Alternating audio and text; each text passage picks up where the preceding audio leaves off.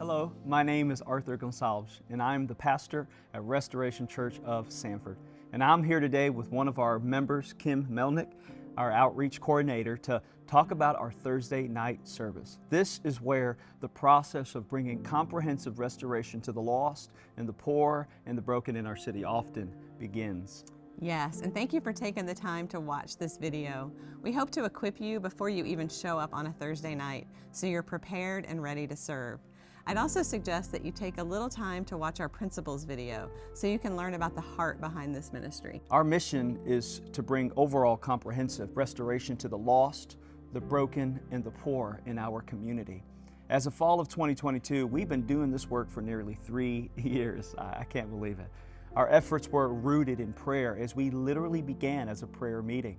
Those meetings quickly grew into an outreach ministry, and God has been so gracious to allow us to see lives change for His glory. And by His grace, we have seen lives restored, and the poor and the broken people cared for and brought into our church as functioning members. And this year, Freeway Ministry is joining our outreach efforts with a more comprehensive focus on addiction recovery. Praise God. It has been such a gift to be a part of this ministry and to see what the Lord has done. So let's talk about what Thursday night looks like. We meet in the banquet hall of the Colonial Room restaurant. The owner is a church member and part of our ministry, and she has graciously shared this space with us. The Colonial Room restaurant, along with a couple of other local restaurants, provide food for us each week. So you may be familiar with the Colonial Room in downtown Sanford. It's closed on Thursday night, but if you park on the back side of the restaurant, you will surely see our sign next to the door where you'll want to come in. Yes, and our first volunteers, they come in about 5 o'clock. They have the opportunity to pack up meals, to stock up the van with food and other items that we need to go out and feed the homeless. This typically includes a hot meal, a cold water, and maybe a snack bag or a hygiene kit. At 5:30 p.m., we take a small group, maybe 3 to 5 people, out in our van. We go to the local parks, homeless camps, and really wherever we can find people in need. And our aim is to make a personal connection. We offer them a meal, we offer to pray for them, and most importantly, we seek to have gospel-centered conversations with them. We also try to get to know them a little, to learn their story and to see if there are ways that we can just come alongside them. So we invite them back to the Colonial Room for our Thursday night prayer service.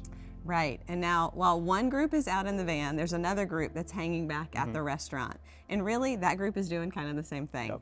We have some guests every week. Some are familiar, some are new faces that show up at the Colonial Room and they're looking for a meal. But we want to engage with them in the same way as the team that's heading out. So we're just trying to make a connection. Yep. We want to have the opportunity to share the gospel, to evaluate needs, and see if there's a desire for restoration. So whether you're out in the van or back at the banquet room, the mission is essentially the same, right? Get to know people. Let them know that they matter. Engage with the gospel in prayer and look for opportunities to encourage restoration. So by 7 o'clock, our team that left in the van comes back and we're ready to start our service together.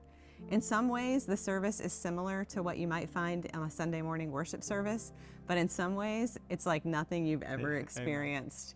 The diversity of people who show up make it unique. It's truly a beautiful worship gathering. The scripture is read, it's sung, it's preached, it's prayed, and everything we do is saturated in God's word. Amen, that's right. And we believe in expository preaching, and so we go verse by verse through a book of the Bible.